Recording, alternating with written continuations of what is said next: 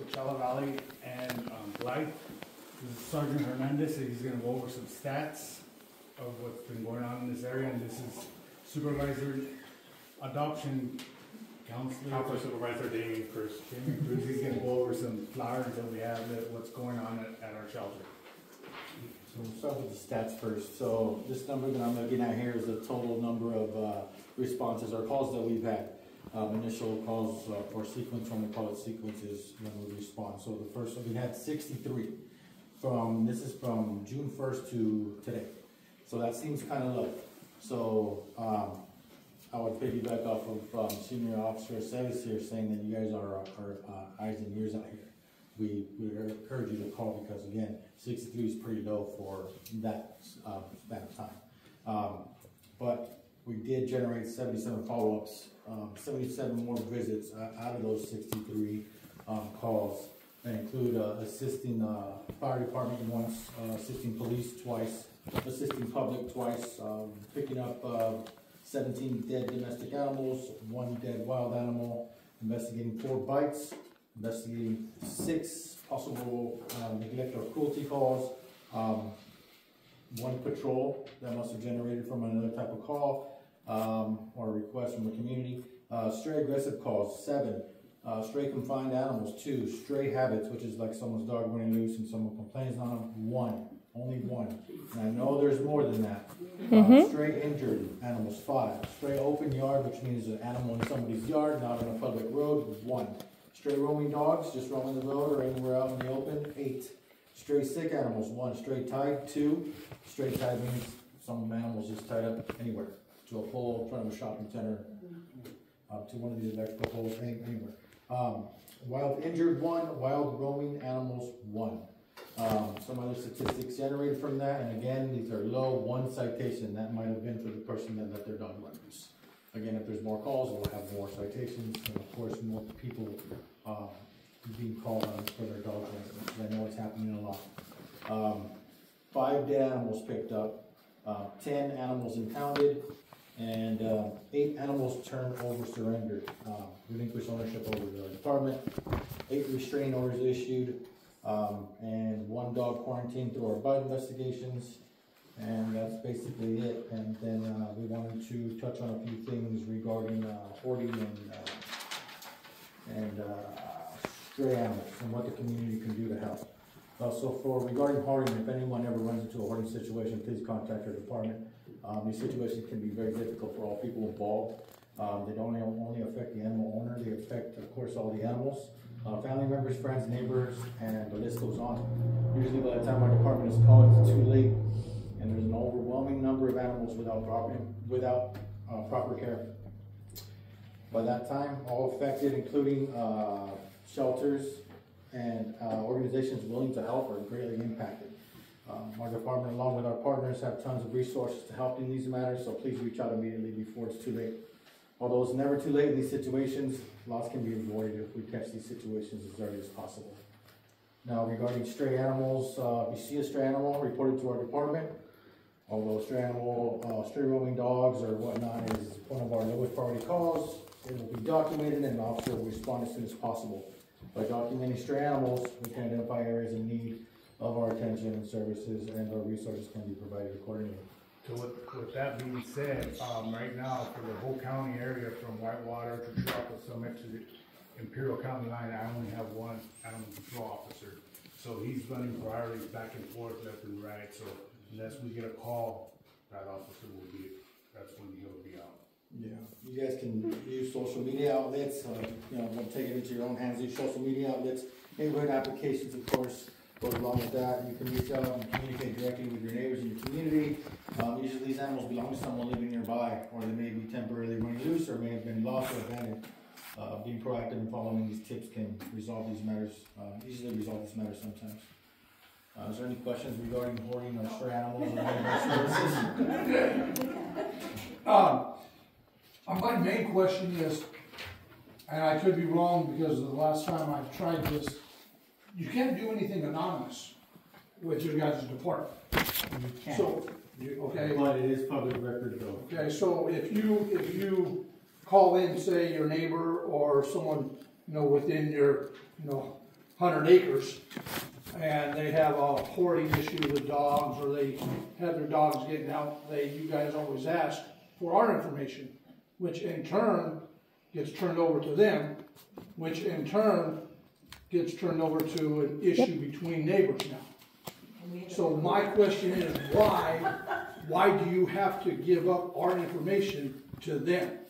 That's like if I call the cops and I report a bank robbery, they're not gonna tell bank robbery my information. Yeah. So why is that? I don't know how they're reporting it to your neighbor. They're telling me that neighbor over there is the one that reported it. And they sent the form to them, they sent the form back to me. So that's the only situation where you cannot be anonymous, because if you turn in that petition, then a hearing is conducted where you and the complainant have to show up. So you will go face to face any barking dog complaints. That's the only one. But we cannot give out any information to any person that is complained on about the person that reported. It is public record. They might get some information, but stuff will be redacted should be redacted as far as personal information. Now, outside of the barking dog one, about the dogs getting loose and, this dog over here coming on your property and causing havoc with your animal. If you do wish to remain anonymous, you can tell the call center person that, and they usually do put a note. Reporting party wishes to remain anonymous. At that point, if I was the one doing the call, I'd go address the issue, and I would say, this is what was complained on. It's from an anonymous source. Regardless of that, we wouldn't be able to give you any information, because of course we always ask for it. And same thing with illegal breeding. If they have like 30 dogs on their property. The only thing that you have to come face to face on, if you go through the whole process, is the barking dog. So everything else, if you wish to remain anonymous, you have to say so. Because even if you don't, and you give your information, we still can't give it out. It's not okay for us to give out information. I just have a comment, and it's not every day, and I know you all of us like that. There's always a dog running loose. We have them on our property 100 times a day. They get a drink out of the bird bath and they move on. You tell them shoot and they shoot. Yeah. But when I have called in the past, they're like, well, where are they? And where did they go? Right. It's hard because they disappear. Yeah. They just disappear. I don't know who they belong to. They look healthy. I think they just get out. They're not mean. They're not aggressive. Sometimes they're not. So, They think it's right. their territory, so they become aggressive. I mean, they're only doing what dogs do. We do have a low volume of coffee areas, but most of the calls do have to be stranded. So again, 63 is low for that time span. So again, I know everybody in Sky Valley that lives in Sky Valley is not here, but I mean, if we get more phone calls, then we will find out where that animal is, because like I said, I have an officer from Whitewater, Jamaica, North Shore, back and forth. Do you guys have any means of getting more officers? We're hiring right now. So can I just add some public information here? The Riverside County Department of Animal Services operates on a $39 million a year budget that is divided between the shelters and the districts that they serve within the county. And they just handed $2.5 million to someone who is going to turn our shelter system from open intake to managed intake. So we know we have a problem now, and it is going to get worse. Because I sit as a trainer and a behavior consultant who works on a national level with multiple organizations that this person has been involved in, like Maddie's Fund, like Haas, which she started and then left. And I have watched her go into Arizona and go into Texas and then leave the communities absolutely destroyed. So I don't know what your opinions are, because you're going to have to work with her, but you guys got to brace yourselves, because you're going to be on the front lines of it, and you guys are going to be having to clean up her mess. We are going to have emaciated dogs, dead dogs. People are already calling and being told to leave animals on the streets in recorded phone calls with the Riverside County Department of Animal Services. I am going to say, whoever the petite blonde that was working this weekend doing the on-call when I called for a dog, I'm actually shocked and impressed, because she was fantastic, because my history working with some of you guys has not been great. Others I absolutely adore. She came out, she got one of the dogs, she was super proactive about it, like unbelievably on point. And I really appreciate that, because half the time when I make phone calls, they end up dead on the side of the road, or just like we have another dog down the street who ended up killing another dog. So even if I've made calls, my response that I get is, where is it at? I don't know where half of them are at. And we have an ineffectual trapping program. So if it can't be on our personal property and the dogs aren't on our property and we can't keep the trap off our property, that there's no appropriate solution in our area. So we need to come up with something because right now we have multiple packs of dogs and people are starting to dump their animals out here all over again. And we have people who don't have fenced yards, who have kids. My kid was bitten in the head by a dog because of a group of dogs that were running around, walked onto the property before we had the front of the fence up. And it's not okay. So it's going to get worse. There's people who can't go outside and walk their dogs. There's people who can't be in their front yard because at certain times of the day, there's groups of dogs who may or may not be owned by people, and telling them find out where they live isn't exactly, in this area, always the appropriate response. Yeah, I get what you're coming from. We can't, Phil doesn't have any control over the call center. I understand that. Yeah, we can't try to run up this situation to our accounts. Right. So with that said, here's Damien Cruz. Hi guys, so I am the counselor supervisor out of our Coachella Valley Animal Campus, but currently have 4 counselors, 5 including me, working out of our building that oversees programs.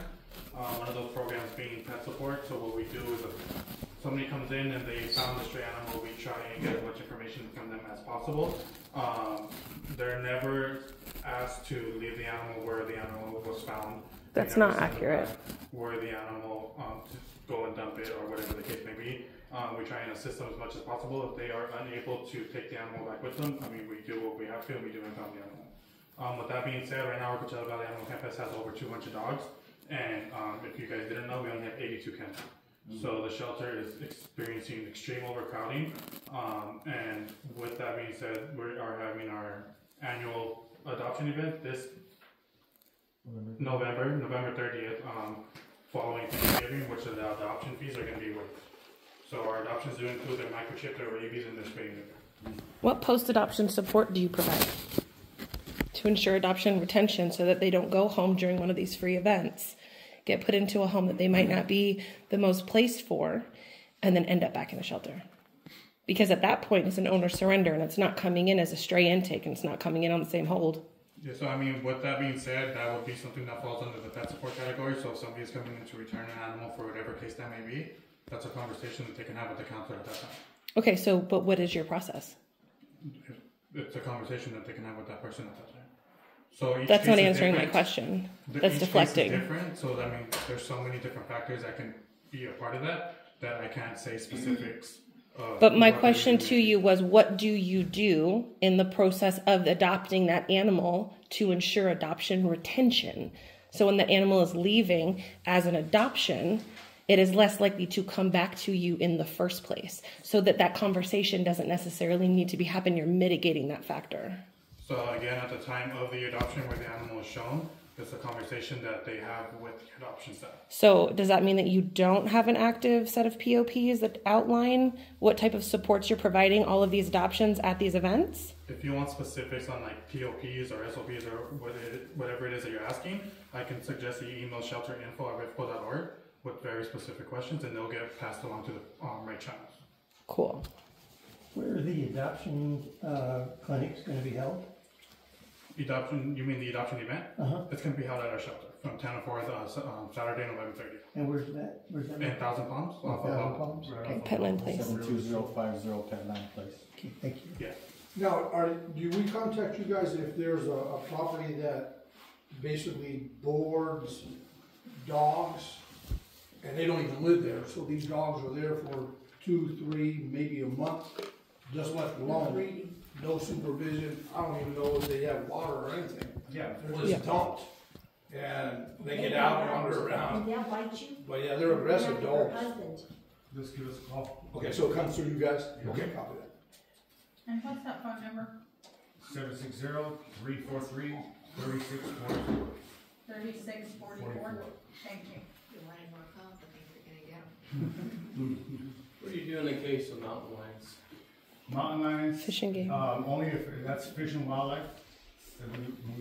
We would refer you to fish and wildlife, but if the mountain lion is in your property, your backyard, say in your property, one of my officers will go out, try to shoot it away. Just to keep you guys safe. I like it. Do you return them to Joshua? They're not going to move them, but you can learn how to keep them off your property, and Fish and Game will usually educate you on hazing techniques. Yeah, their website is full of resources for all that as well. You can look up on their website. Are you guys gonna work with the, new wildlife center starting? I hope so. I was gonna say, I We're mean, that's not the working goal, with is to them in work in New York. partnership with them. Yeah, well, we pick up wild animals and stuff like that